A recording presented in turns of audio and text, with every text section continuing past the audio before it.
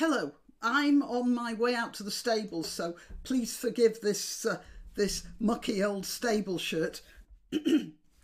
But I saw this cartoon in a local website.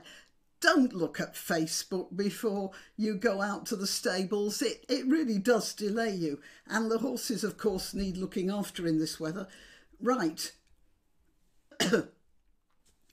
Sorry, I'm already getting a dust cough even when I'm not there. Right, and so I want to talk to you about taxes, because I saw this cartoon and it started me thinking about, well, taxation and what it means.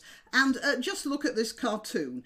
It shows an urban nightmare landscape with a food bank up there in the top right hand corner, as you will see, and a broken telephone box. That's rather interesting, because yesterday I made a video about telephone boxes, just coincidentally. That'll be put off now because I'm putting this in ahead of it. And there's rubbish all over the place, lack of maintenance, broken stuff, rats running about. And this guy is saying, I usually vote for whoever promises to cut the most tax. And oh yeah, broken street light. Yeah, okay, so it's going to be dark at night as well. All right, so it makes an important point, this cartoon, but it doesn't really reflect reality, you see, because the old Soviet Union looked like that as well. Well, apart from the food banks, because charities were illegal in the old Soviet Union. Anyway, and the Soviet Union was what you might call a high-tax economy. That is, it took everything the citizen earned and it just doled out what it thought the citizen should have. So that was the ultimate high-tax economy. It took responsibility for every kopeck every citizen earned, and the place looked like that cartoon a lot of the time. And come to think of it, except for the iconic phone box, this picture also looks a lot like Portland, doesn't it? One of the best taxed cities in the USA.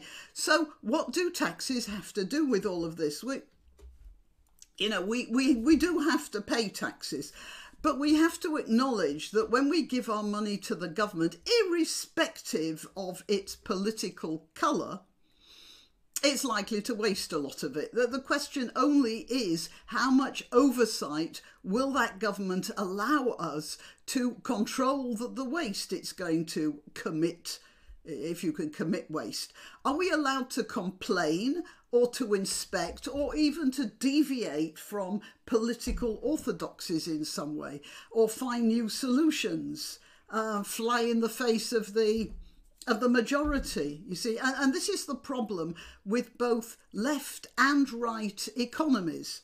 They use different methods of suppression, but the result is always the same. So, with the best of intentions, the more socialist a regime gets, or the more right-wing, the less ability, but let's stick to socialism because that pretends, or rather it says, that it's there for the good of the people, whereas many right-wing dictatorships don't make any pretense along those lines. Let's stick with socialism.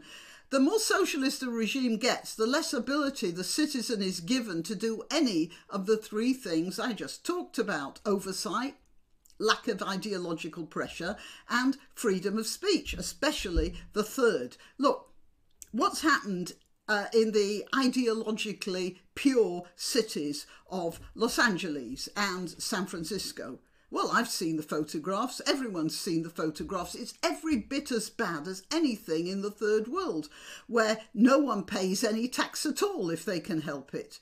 But what is the same is the inability of the average citizen to ask questions without being slapped down. In places like Somalia, it's political corruption and the violence of local warlords that prevent the ordinary people from asking questions about what actually is causing all this squalor and ignorance. Whereas in San Francisco, it is ideological suppression in City Hall.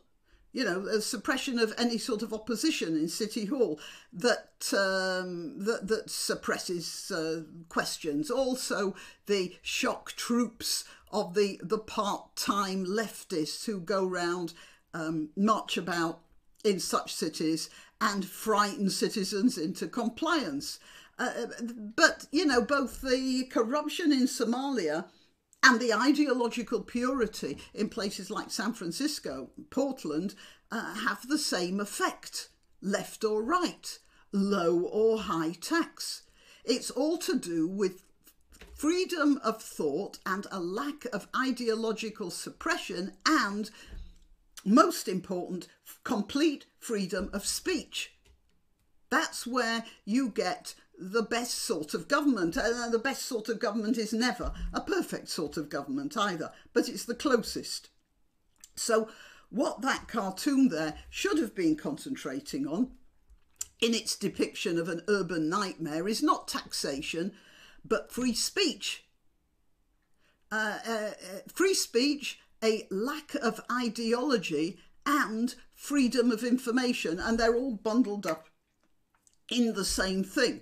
And basically, if you want to put it into one, channel it into one thing, complete freedom of speech. And that's why I will be supporting whatever conservative, because at the moment the Conservatives are in control of the country, who is most likely to deliver free speech.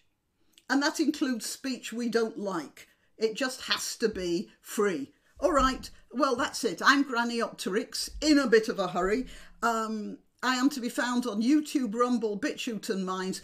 Please share this video. I happen to think it's important, which is why I stopped going out to the stables in order to make the video. So please share it, please like, please subscribe, please check your subscriptions. Sometimes YouTube especially is quite guilty of dropping subscriptions. Share, like, subscribe, yeah, and support my channel if you can. I am to be found on @Granniopteryx on Twitter, Gab and Parler. If you subscribe to one of those, then you'll always know when I've uploaded a new video. And until next time. Why not treat yourself or a favoured relative or friend to these magnificent examples of merch? The mugs and t-shirts come in the Granniopteryx design or Granbo with a firearm or the more deadly knitting needles. Go to www.granniopteryx.com and whatever platform you're watching this on, please click like, subscribe and share, share, share.